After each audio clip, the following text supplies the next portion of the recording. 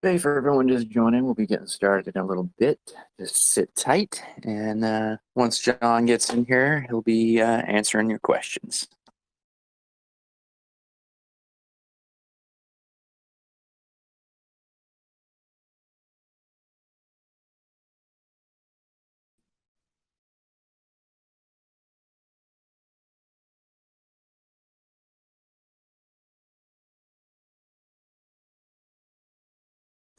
Thanks for joining us. We'll be getting started in a little bit.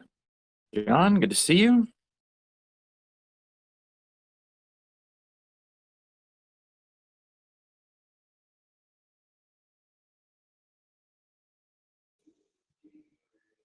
Yeah, we'll get started in just a little bit. I've got some technical issues I'm trying to work through. Give me another minute or so, and then we'll get started. Couple minutes.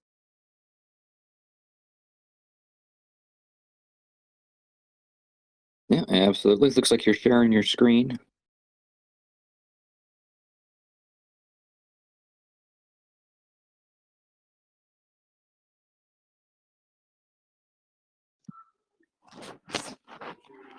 Okay, so we'll just go ahead and get started. I can't figure out the issue, but we'll just go ahead and get started. So um, today, as you guys know, we're no longer doing weekly updates several times a week. We're just saving that for the Sunday AMAs.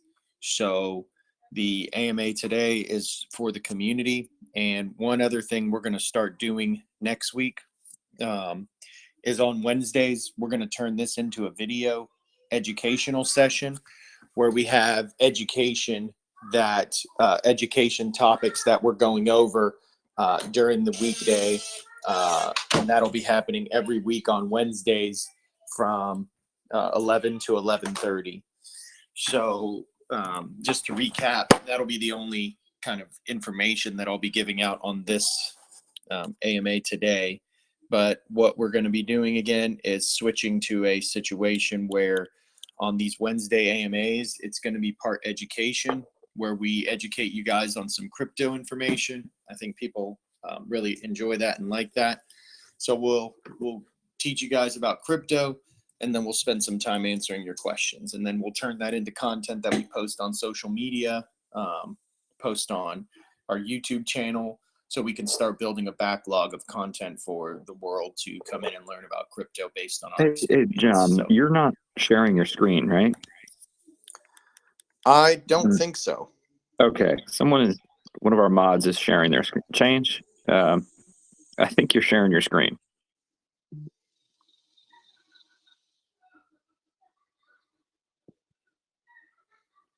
mean, you're not showing anything, but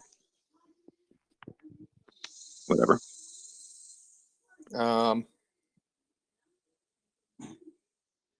Can we take him off of being able to do that?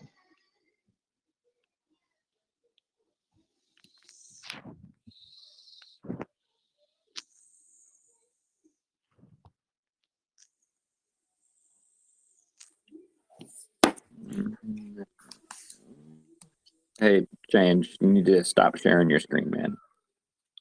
Can we not get him out of there ourselves?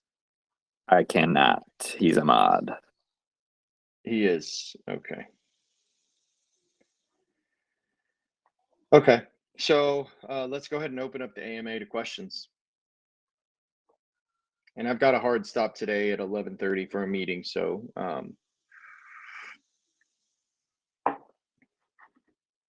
we'll have to get through this kind of quick. Yes, we had 3 good questions come in. Let me take a look. I don't know if Arnav got those over to you. He didn't, but that's okay. I'm typically pretty good on my feet. We should be able to get they're in our strategy group right there. It's the last thing he posted if you wanted to review those. Okay.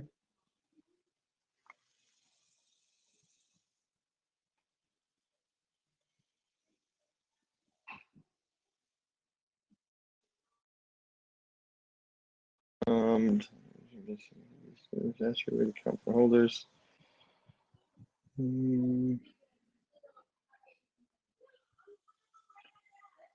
Okay. There we go. He So- stopped sharing his screen. Okay, so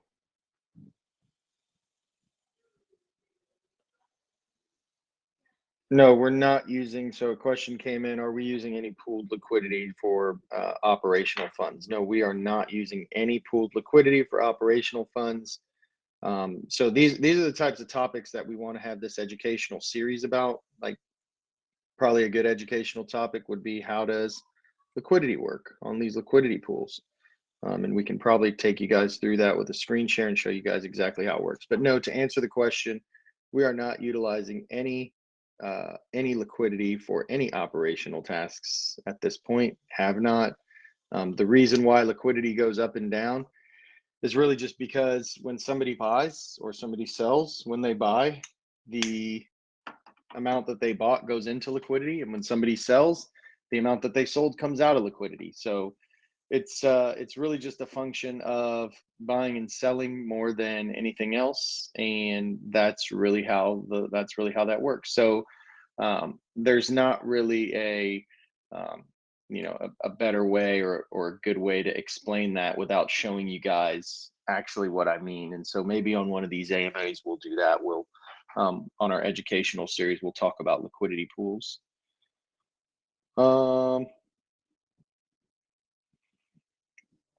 Yeah, so those are the only questions that I think we'll answer. Oh, here's another one. The ETH and BSC. We're still talking about how best to do that, and that's really a discussion we'll be having with Matic and Polygon, or Matic Polygon, or Polygon rather, I'll say, going forward. So yeah, we'll be having those discussions with Polygon regarding how we stake ETH and BSC specifically. They both will be able to stake, but just, we'll probably get their advice on what they feel is best in their chain, what'll be easiest to do, and go from there. So yeah, ETH and BSC will both be able to be staked.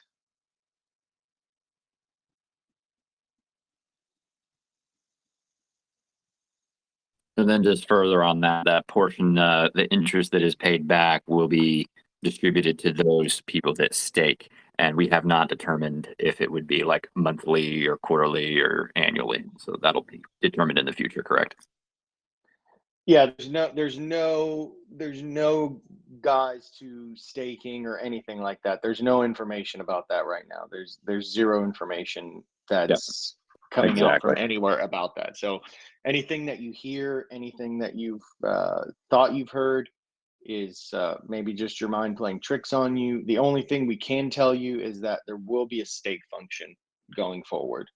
And, we're not making any promises of, returns or anything like that. Merely just a mechanism for staking that will tie to interest pools, and that's really as far as we'll go on that.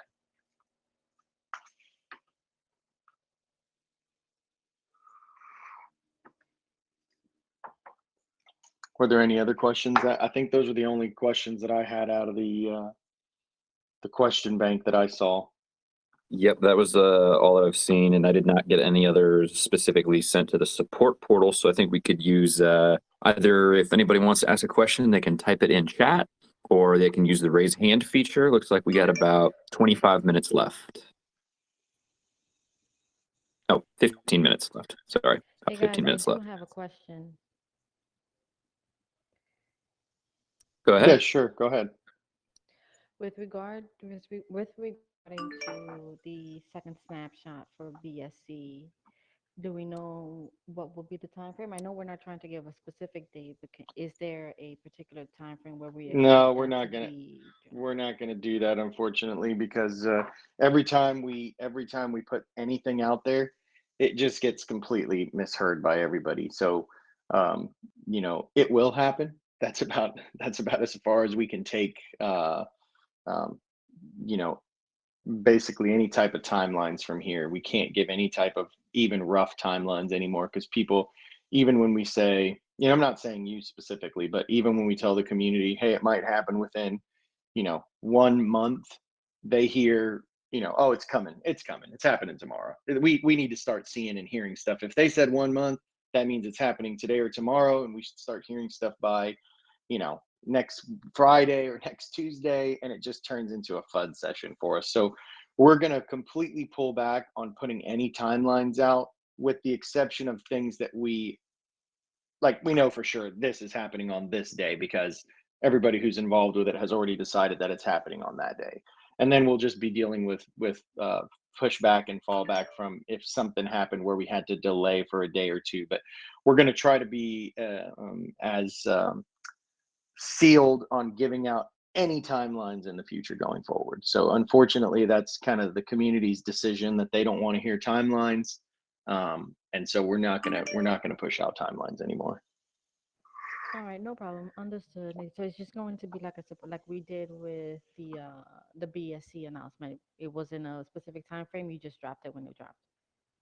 Yeah, I mean, there's enough information out there that I think already puts a rough timeline out there, but I don't want to keep giving timelines, because again, the airdrop process, I don't know how much people know about it, but it's got some involvement, both from the difference we have to do between the two, make sure we're not leaving anybody out, make sure our diff is correct, make sure we're taking into consideration anybody who got rid of any tokens, any amount of tokens, make sure that, the airdrop's done successfully, make sure it's done in waves. We can't go through and do every 7,500 holders all at one time. We got to make sure it's done. We got to make sure it's done right. So it's more important to do it right than to do it on time at this point. I'll add the Yeah. airdrop to our educational stuff as well, just like for anybody that, we're their first coin or anything that doesn't know what an airdrop actually is. That way it can get some solid explanation. Yeah, we can And make that a small the part warnings of of how educational those series. scam airdrops work. Well, yeah, there are. I'll go into that real quick, just very briefly. I know that a lot of people have been airdrop tokens. If you're ever airdrop tokens and you're not airdrop them, for example, from our contract, and we don't publish the contract and it's our contract, be very hesitant on interacting with any other token, because sometimes when you give access to your wallet to the token to interact through Uniswap or through other decentralized exchanges, those tokens can take over your wallet and empty your wallet. So it's very important that you only interact with tokens that either you've purchased and you feel good about the contract on, or that you're relying on a trusted source. And not to say that there can't be people you trust that try to scam you. I'm sure that happens all the time, but for the most part, if something's airdropped to you and you don't know what it is and it's just airdropped to you, don't touch it. And that means don't even interact with it. Do not attempt to get rid of it from your wallet by transferring it out, because allowing it access to your wallet will then allow it to essentially take over your wallet, and then they're going to strip your wallet. Yeah, don't do anything with it. So I know there was a mommy milkers, and the reason why they called it mommy milkers is because it milked your wallet. So a lot of people were asking us, well, why didn't you get rid of that? And I think I know who it was that dropped that into our wallets, because he specifically called me out on several AMAs and tried to FUD us into getting rid of it. And then I went and read the smart contract, and I was like, you piece of shit. You are you're a pure scammer for coming in here, calling us out. And then he got a bunch of people riled up, say, yeah, why did you buy that? Why does the contract own mommy milkers and all this kind of stuff? They do it on purpose. They airdrop tokens so that they can come in, FUD you, and then you're basically like, oh man, maybe I better get rid of these so I can, get rid of the FUD. And then what you end up doing is really what you're doing is getting rid of all of your tokens. You're not getting rid of anything. You're just creating more FUD for yourself. So just be careful out there.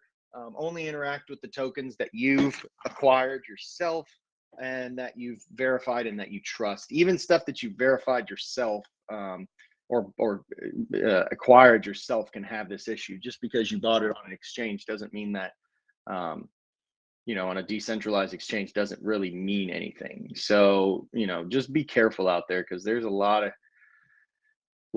shady and scammy stuff going on. So, yep. I got a quick question. Sure. No disrespect. I mean, I guess this is an AMA, and I really mean this question, but Are you like, you sound a little off today. You having a good day? I really mean that question. Thanks. No, I just sorry. Yeah, there's just been a lot of FUD recently. You know, I heard that there was this exact same guy actually that did this mommy milkers thing the other day. I just before I got on this chat, I heard that he's in some other room saying that he was the architect of Bank Social, the token, and that he's just putting a bunch of FUD out there. And so yeah, I'm just trying to deal with that on the side. I appreciate you asking about that, because that was kind of frustrating that he's out there doing that, because I've been hit up by about 10 people this morning saying, hey, what's this guy talking about? He's saying that he rug pulled the contract, and then I'm having to just answer all that. And he was the same one in here initially who was calling us out on a bunch of stuff, and it turns out that he was trying to create FUD, because all this guy does is goes around and he's got several channels, and all he does is release tokens all day. That's all he does. And so what I think he saw was, and I think what a lot of these scammers see, is that they see that we're a legitimate token in the space, and they hate that, because why would anybody look at one of their shit tokens when there's something that's potentially got some significant utility? I think there's already utility in what we're doing, but even more down the road utility. And so they just don't like that. And they're doing whatever they can to go out there and try to, and it just creates more FUD and more FUD and more FUD. And it's just not it's just this morning was just a little bit frustrating, and it happened right before I got on this AMA. So I appreciate you noticing that. I'll feel better now. Yeah, good man. The lion doesn't concern himself with the opinions of sheep. But no, I mean, keep your head down, buddy. You're doing great. Thank you. Yeah, thanks so much. We are keeping our head down. It's just it had happened right before this call. So and then the topic came up in this call about the airdrops. So a little bit frustrating. The whole deal is a little bit frustrating, but that's not dissuading us from moving forward in any way. It actually, to be quite frank, makes this. So Oh, we lost you there, John. no, I'm just saying it entices me to move forward even harder.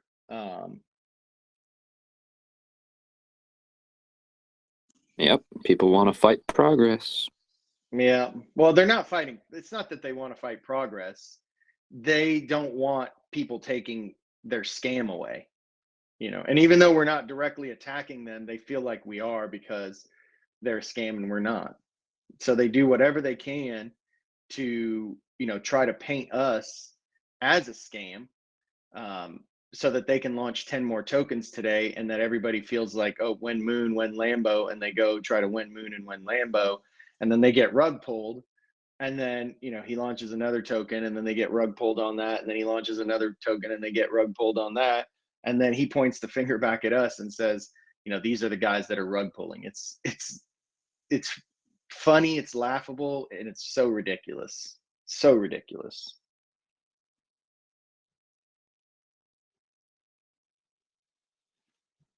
Yep. Anyone else have a question? You can use the raise hand feature, or if you're already unmuted, you can unmute yourself and speak, or you can type it in chat.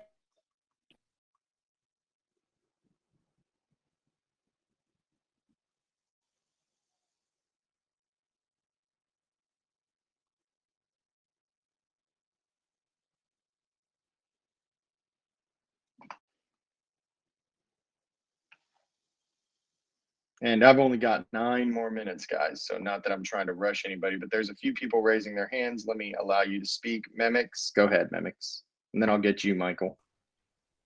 Oh, I just got in here. What I miss? Oh, nothing. You just raised your hand to ask a question. Yeah, I was just wondering what I missed. What was this voice chat about? Oh, it's just that we just answer questions. Oh, okay. All right. So Michael, let me allow you to speak. Go ahead, Michael. Hey, I just had a quick question for the. I'm sure this hasn't been talked about. So, for the actual wallet release for the beta, is there going to be a sign up on the website for, or you guys have Yeah. a plan for that yet? Yeah, so it's going to be two stages, okay? We're going to do, because this deals with financial products, we don't just want to release it, just say, hey, here you go. So we're going to do it two stages. We're building it from the ground up. It's not it's not a fork of some other code. So because it's not a fork of some other code, we're going to do what's known in the industry as an alpha test, and then we'll go into a beta test. So the initial alpha test, we'll probably pick about 20 to 30 members from the community. And we'll be offering up a bug bounty. So anybody who finds any bugs, they'll get a reward. Won't be huge. We won't be giving away thousands, but we'll give you some tokens to incentivize you guys to find bugs. And the more bugs you find, the more tokens you'll get. So that'll be the alpha release. And the alpha release will probably run for about a week and a half to 2 weeks. And then we'll go into a beta where we open it up to hundreds of people from the community. And so in that double release, we don't want a lot of people using it and then find out that there's a little small bug that has a big impact when we could have just done our due diligence. And we have people testing it right now, but it's very hard to do user acceptance testing when you're not having users use it. So we feel like rolling it out in that way is the best strategy for a successful launch when we hit the public domain with it. And the alpha test being that first phase will be when we open up those signups online. All right, thank you. Yeah, absolutely.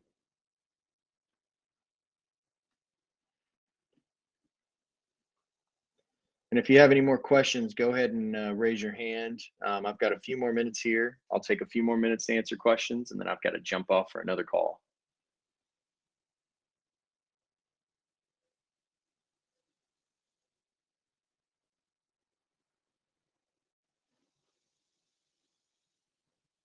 I don't see any new hands up. There was one posted in chat. I don't know if you're going to have time to answer that one specifically. Send it to me, Michael. Let's see. Lots of questions about smart contracts and lending in the future. Could you educate on how DeFi works and touch on Just that? send it. Which Just sounds send it. like Just send it. Just send it to me. Prob- Just send it to me so I can read through it. I certainly don't want to, get caught up in something that we don't want to. Hold on. Let me see. You got a lot of questions. It's from Chase. Oh, okay. Gotcha. Okay. So just DeFi, it's a question about DeFi in general. So DeFi, decentralized, it stands for decentralized finance. And decentralized finance is the concept of a decentralized authority. I'm trying to think of the best way, the simplest way to break this down. A decentralized authority, which is somewhat of an oxymoron, but a decentralized platform, let's say it like that, wherein financial transactions can occur. And that is everything from, for example, Uniswap is a DeFi platform because it allows for decentralized financial transactions. There's no middleman, there's no middleman person or middleman entity that's doing anything. Anybody can go on there, anybody can launch a token, anybody can launch a liquidity pool, a community can do it, an individual can do it, and anybody can interact with it. And DeFi is opening up, it's basically turning the old financial system on its head by taking the middleman out of the process, taking these banks out of the middle of these financial transactions, and utilizing the block score or the blockchain as the tool by which the transactions, which you used to need somebody like a bank to trust, it's going into a trustless version where you don't have to trust a centralized authority. because you have a decentralized authority on the blockchain that you're utilizing for the trustless system. So you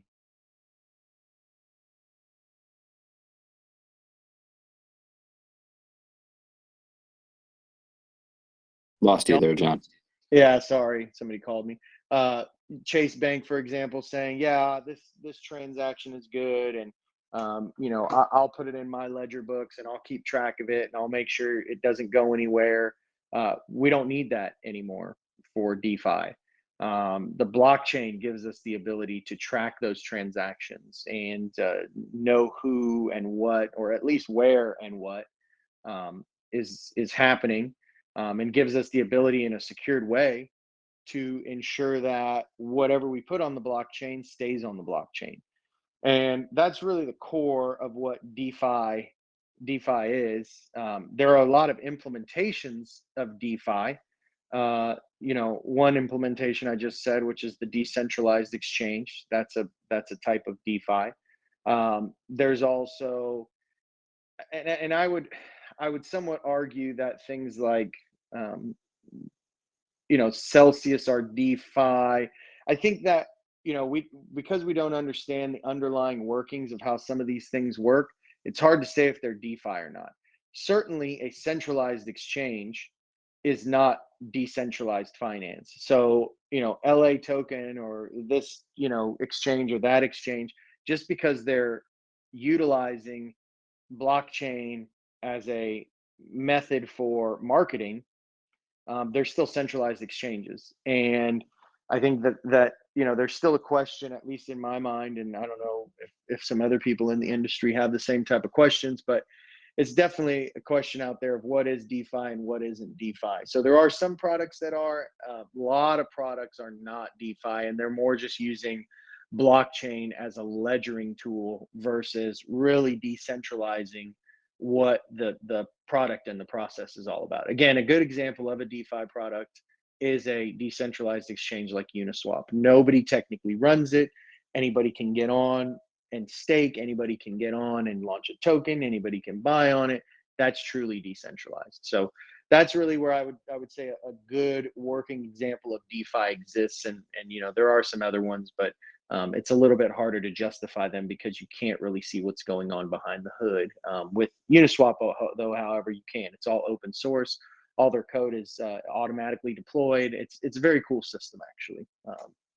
But that's going to be my time for the day, guys. I've got to run.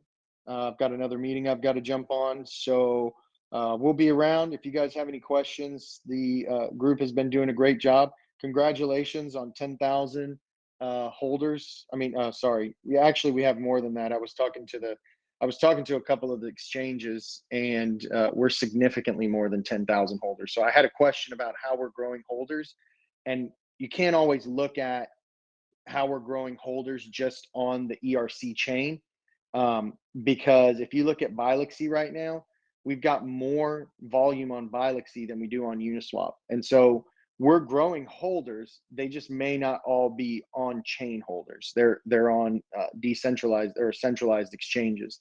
So you know, I was talking with DigiFinex, and they have you know at least 1,000 holders that are on their side.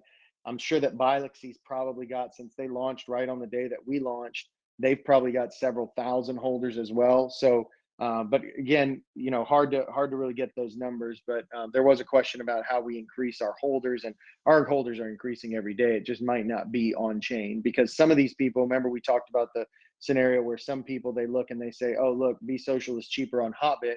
They go buy on Hotbit. That doesn't increase the wallet count on Etherscan, because that's not on chain.